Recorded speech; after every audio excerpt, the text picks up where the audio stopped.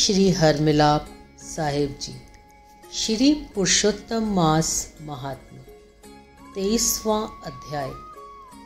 राजा बोले, हे मुनिश्रेष्ठ, पुरुषोत्तम मास में दीपक दान का क्या फल है, कृपा कर कहिए। वाल्मीकि बोले, हे राजन, जिस पाप नाशिनी कथा को सुनने से 5 प्रकार के पाप दूर हो जाते हैं, उसे सुनो। सौभाग्य नगर में सत्य वक्ता, बुद्धिमान, पराक्रमी चित्रबाहु नाम के प्रसिद्ध राजा हुए हैं। वह राजा सहनशील, सब धर्मों के जानने वाले, शील स्वरूप, रूपवान, दयालु, ब्राह्मण भक्त, भगवत चरित्र सुनने वाले, अपनी स्त्री से प्रेम करने वाले, पशु, पुत्र, हाथी, घोड़ा, रथ एवं पैदल सेना वाले, धन्य धान युक्त थे। अपनी रानी के साथ युवक राजा पृथ्वी का शासन कर रहे थे। वे श्री कृष्ण के अतिरिक्त और देवता को नहीं मानते थे। एक दिन चित्रबाहु ने दूर से आते हुए मुनि श्रेष्ठ अगस्त जी को देखकर तब प्रणाम करके विधि पूर्वक पूजन किया और प्रेम पूर्वक आसन पर बिठाकर विनय पूर्वक बोले, मुनिश्रेष्ठ, आज मेरा जन्म, राज्य, भवन सब सफल हुए, जो श्री कृष्ण सेवक मेरे यहाँ पधारे। तारों की चमक तभी तक है जब तक सूर्य उदय न हो। इसी प्रकार अन्य ब्राह्मण तभी तक पूजनीय हैं जब वैष्णव ब्राह्मण ना हो। अगस्त जी बोले, हे चित्रबाहु, तुम धन्य हो तथा तुम्हारी प्रजा धन्य है, जो तुम सरीखे वैष्णव राजा से रक्षित है। उस राज्य में ना रहें जहाँ वैष्णव राजा ना हो। ब्राह्मण सूने वन में रहना अच्छा है, किंतु अवैष्णव राजा कहना अच्छा नहीं है। भले आदमी उसे ही राजा कहते हैं जो श्री कृष्ण के चरणों का आश्रयी हो। उसके ही राज्य में प्रजाजन सुखी होते हैं।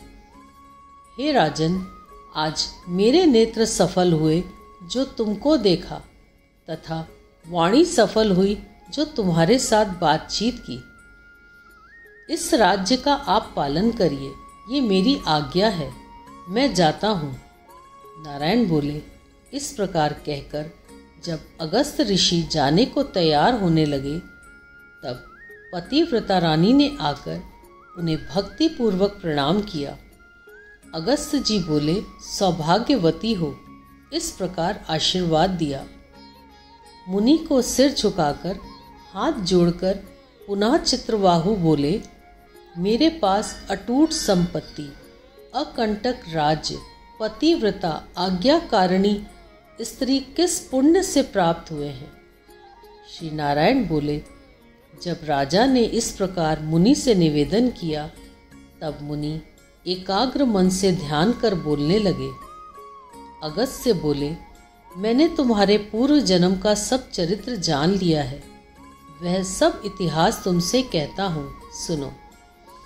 चमत्कार नामक नगर में तुम शूद्र जाति में मणिग्रीव नाम से प्रसिद्ध थे और जीव हिंसा करने में लगे रहते थे।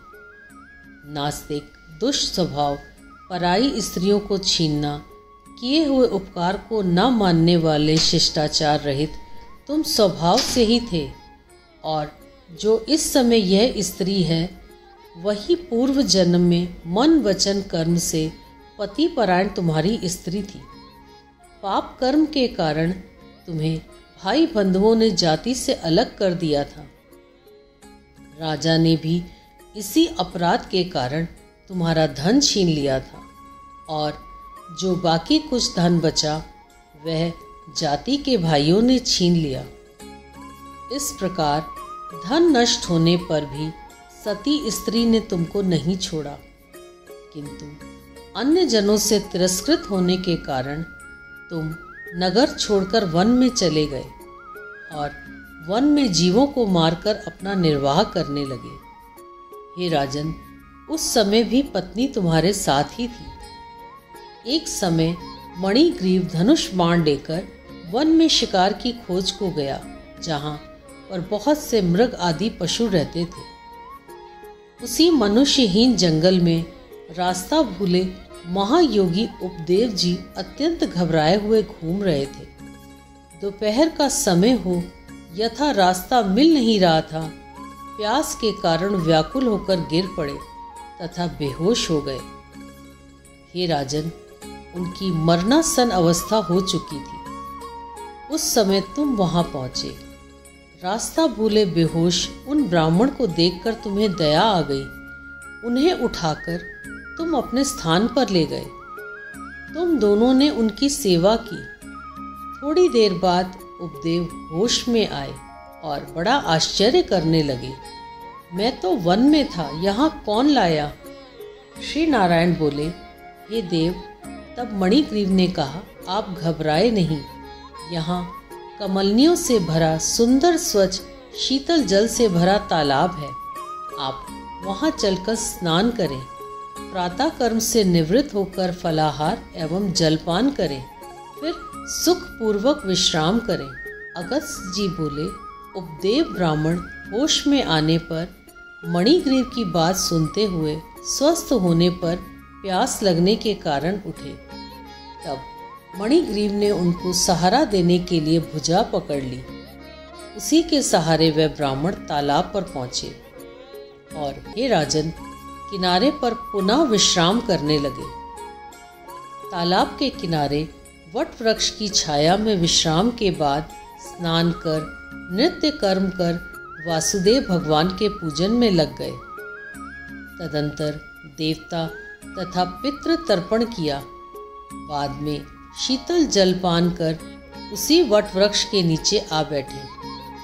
तब स्त्री के साथ मणिग्रीव ने आकर मुनि को प्रणाम किया तथा उनका सत्कार किया और मणिग्रीव बोला, हे ब्राह्मण, हमें उद्धार करने के लिए आप आज यहाँ पधारे हैं।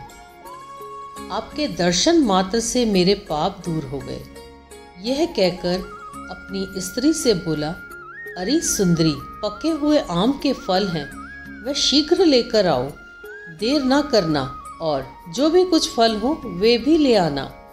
इस प्रकार अपने स्वामी के वचन सुन वह पतिव्रता शीघ्र ही उठकर आश्रम से कंद फल आदि ले आई।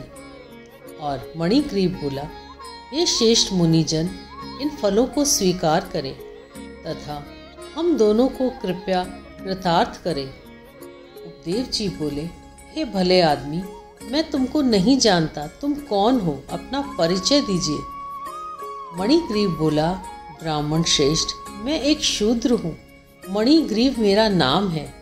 अपने जाति भाइयों ने मेरा त्याग कर दिया है। इस प्रकार उसके वचन सुन ब्राह्मण सुखपूर्वक बैठ गए। तब मणिग्रीव ने उनके चरण गोद में रखकर दबाना शुरू कर दिया और मणिग्रीव बोला, हे मुनिश्रेष्ठ, इस भयंकर निर्जन वन में जहाँ हिंसक जीव विचरण कर रहे हैं तथा जल भी प्राप्त नहीं है, आप कैसे पधारे? उपदेव जी बोले, हे महाभाग, मैं ब्राह्मण हूँ। प्रयागराज जाते हुए इस दारुण वन में आकर रास्ता भूल गया था। वहाँ मैं थक गया था, प्यास बड़े जोर की लग रही थी और मैं मरण सत्र था, तभी तुमने मुझे जीवन दान दिया है। हे मणिग्रीव, तुम दोनों स्त्री पुरुष इस घोर वन में वास क्यों किया है, यह तो मुझे बता दो। कदाचित मैं आपके किसी दुख को दूर कर सकूं।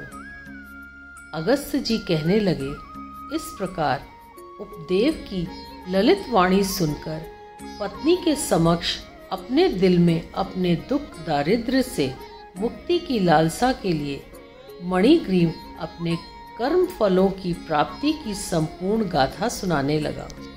इति श्री पुरुषोत्तम मास महात्म 23वां अध्याय। बोल श्री पुरुषोत्तम मास महात्म की जय। श्री सद्गुरुदेव भगवान की जय। जय श्री हरमिलाप साहिब जी।